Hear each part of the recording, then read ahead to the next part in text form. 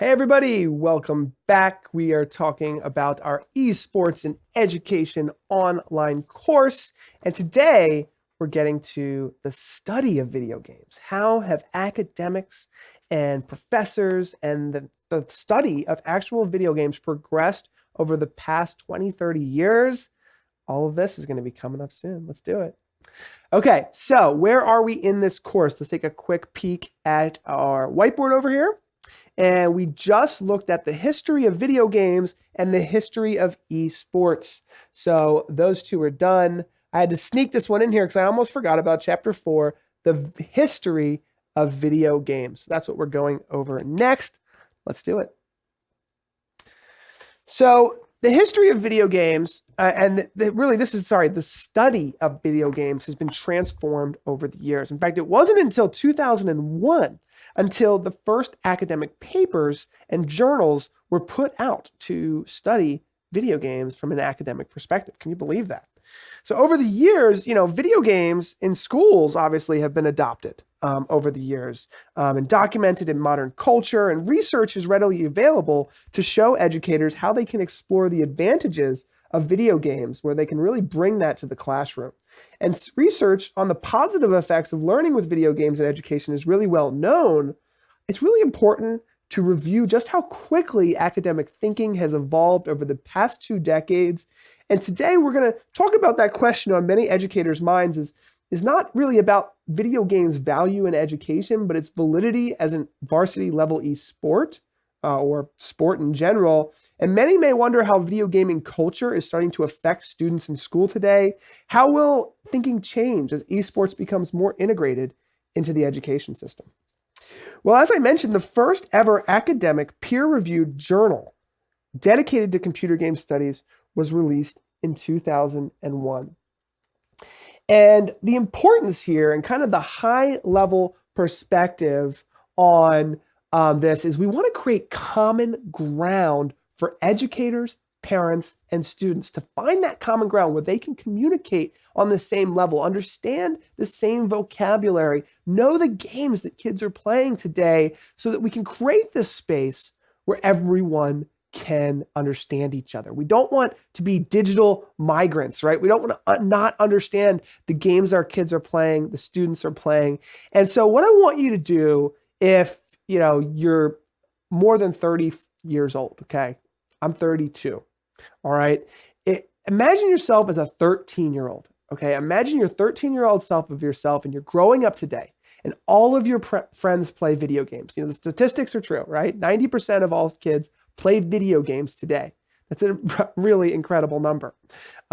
So imagine yourself, you're 13 years old. You've got a group of friends who've been playing video games together for a long time. And over that time, you've developed friendships, and you've kind of created this informal team that you're proud to be a part of, okay? And together with your team, you've learned about your strengths and your weaknesses, and perhaps you've started to develop kind of a reputation. Maybe you're the team leader, or maybe you're the compassionate one that some of your team leaders actually seek outside of the game for advice and help.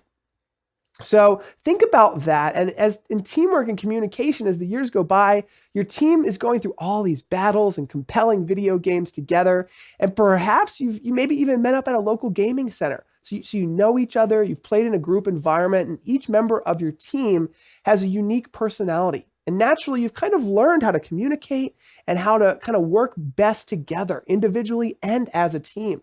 And you're playing as a team, and each player on that team as a whole kind of has an understanding. You're making decisions and management systems on how each individual's unique strength and weakness can be used together as a team. And even though you're only 13, these are important things to learn, and you're learning about how to solve advanced problems that require teamwork and communication. So this is the good side of video games that I want you to focus on.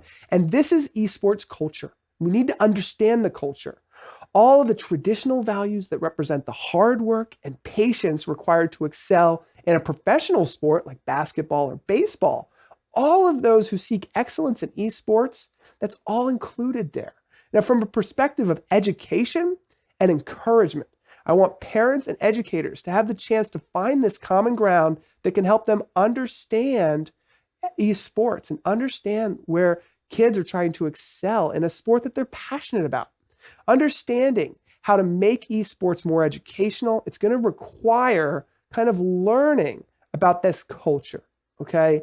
And this is not the first time in history where culture of the youth has changed in a relatively short period of time. Only 30% of students continue to play traditional sports past the age of 13, and Pew Research reports that 90% of students between the ages of 13 and 17 play video games every day. So this is the world that we live in. Welcome to the future. We're using social media. And just like rock and roll in the 70s, the esports movement may come as a shock to parents and educators, right?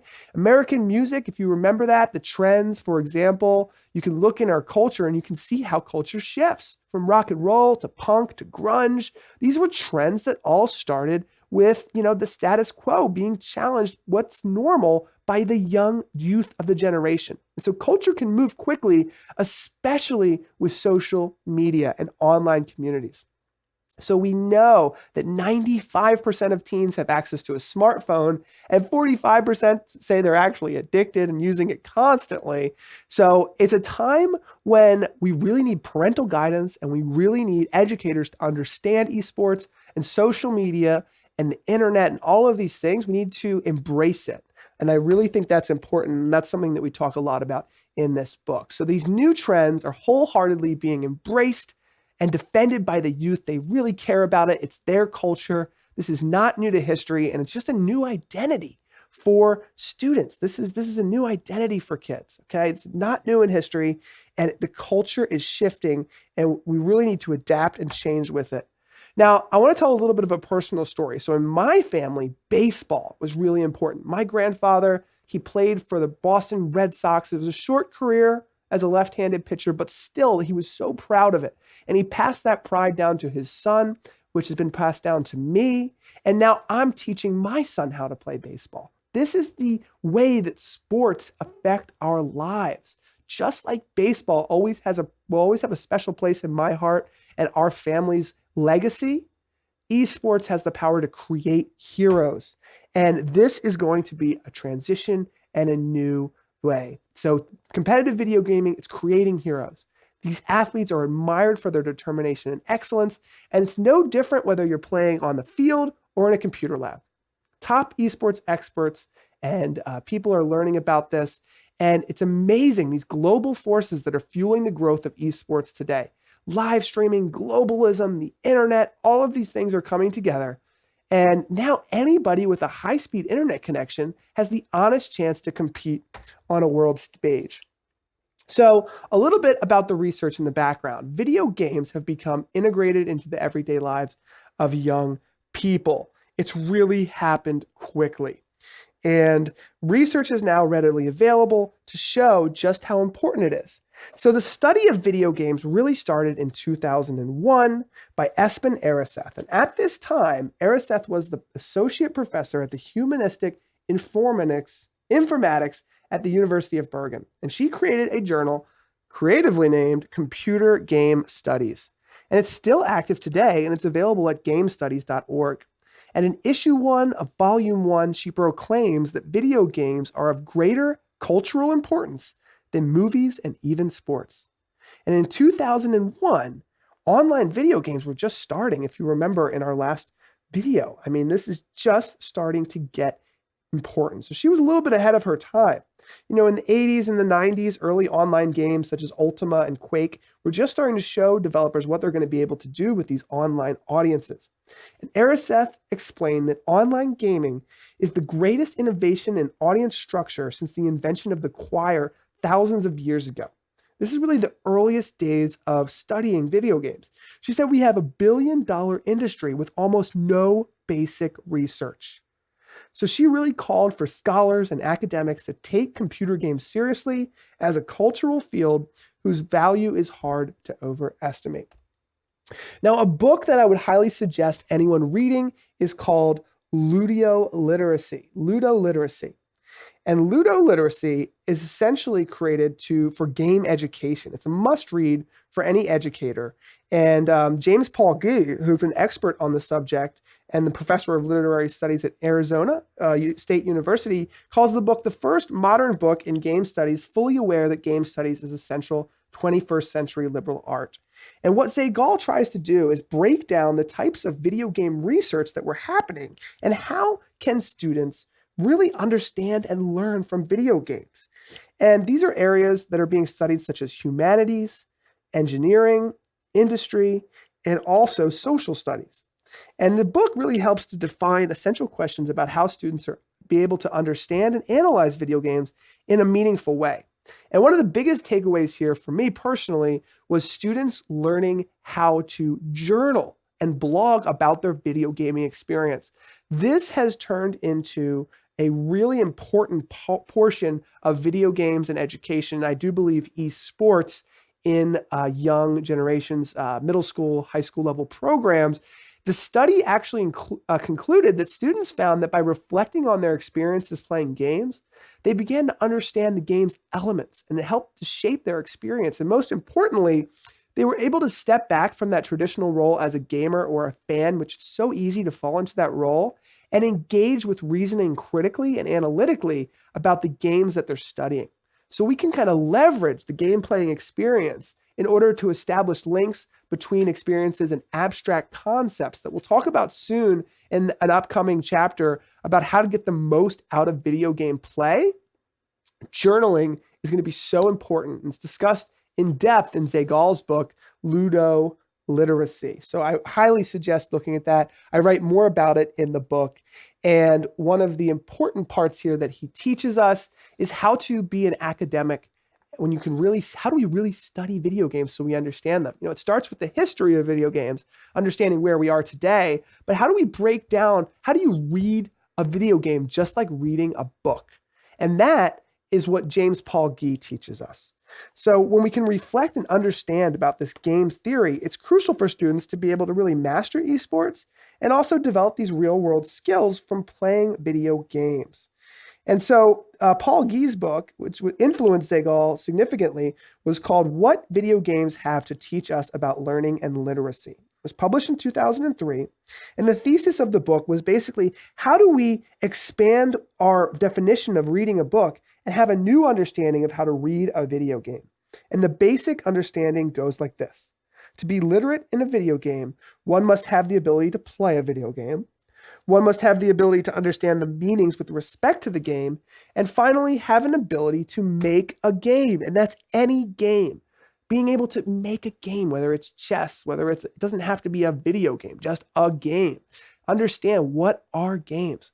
Understand how they work, how are they played, how can they be read, how can we break meaning from them with respect from these games. And this is a crucial part for students to start learning about video games. Now, here we are today in 2020, and nearly all levels of K through 12 and higher education have integrated video games into the curriculum in some way. Many of these video games have been designed to make student learning experiences more fun and engaging. And I'm going to briefly go through this because I don't want to just read to you guys here, but MIT published a very important paper called The Educational Arcade. It's a 55-page paper that's really known globally for kind of outlining the barriers that have slowed progress to the adoption of learning games in education, but also really helped educators understand how to use video games in the educational space. Now, today, many of these barriers have been, passed by, and we've really come really far. Now, today, in 2020 and 2000, this is actually numbers from 2018 and 2019. In 2018, there were 200 esports programs in high school. Today, there are 1,200, and some of the estimates now are saying 3,000. In fact, there's so many different estimates out there. It could be up to 30,000. I've heard online. So we're starting to learn that. Now, esports programs are starting to be integrated into the 9 through 12, right? This high school level English programs. And that is really an interesting thing as well. We have the curriculum seeking out explicit connections with esports and building them into English curriculums that are supported by English language arts, the International Society of Technology and Education, next generation science standards. And esports is really starting to be recognized globally at the local level, the state level, and the national level.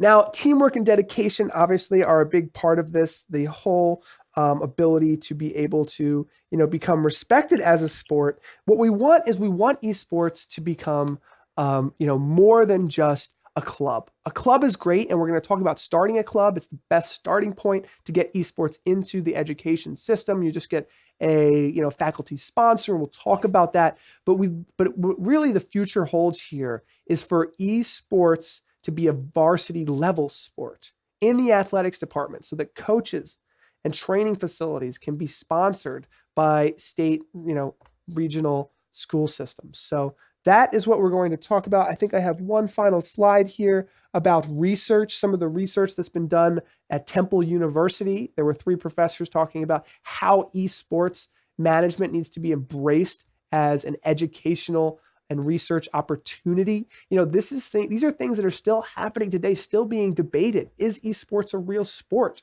The NCAA at the college level has said that they will not support esports and that esports is not part of their governing facility, even though the NCAA does every other sport at the collegiate level. So there's still debates going on about whether esports can be part of this. Now, the next thing is the study of video games.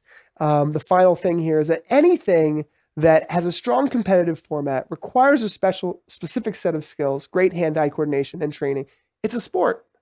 So we've come to that conclusion here at StreamGeeks, here with the Esports and Education book, and I believe many school systems are coming to this conclusion. This is where we leave off. And then finally, I just want to talk about some research done by, let me see if I can find this here. So interesting. A study by, his name was Mr. Howard Jones from Bristol University. He's a major supporter of video games and education, and he's got the science to back him up. He says video games are very, very engaging. But just like an atomic bomb, okay, just like nuclear fission, it can be used to make a bomb or it can be used to generate electricity. Video games have a light side and a dark side.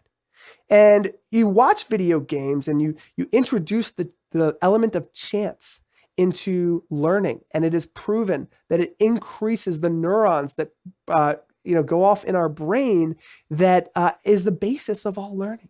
So video games have an incredible way of setting up students for education.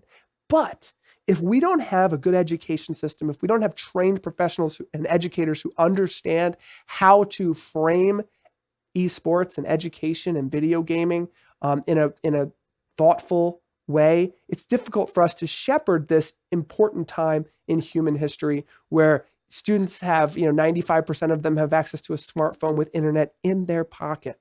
It's so important for us. And with cloud-based gaming, we'll talk about more of these subjects throughout this course. It's so important for us as a society to help, really be strong leaders in a time when there's so much interconnectivity and the internet. So I'll leave you with that thought. We're going to go on to our next portion of this course, which is going over these top esports tournaments that are on an international level, breaking them down, and then looking at some of these college level esports programs and how to start an esports program at your school. Stick around. Let me know what you think in the comments below.